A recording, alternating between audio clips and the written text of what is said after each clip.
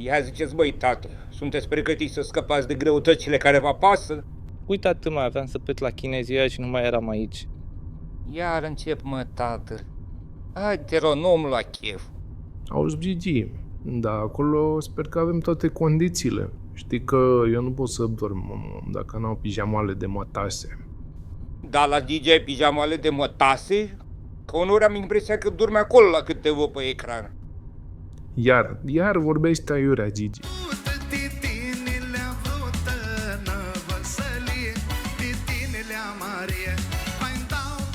Când ajungem acolo sus, aveți dreptul la o dorință, să vă gândiți bine. Dacă mă faceți de râs la părinții de la Atos, nu știu ce vă fac. Eu aș vrea să-mi lărgesc penisul. Bă, da, obsedat ești, mă.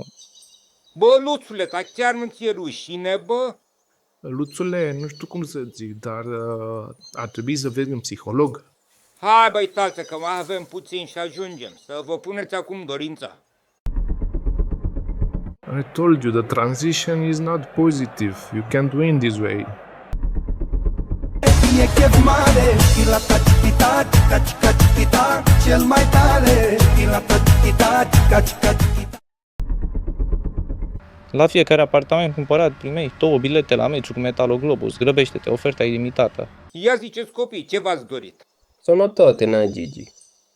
Și eu tot sănătate, bre. Sănătate și putere de muncă, Gigi.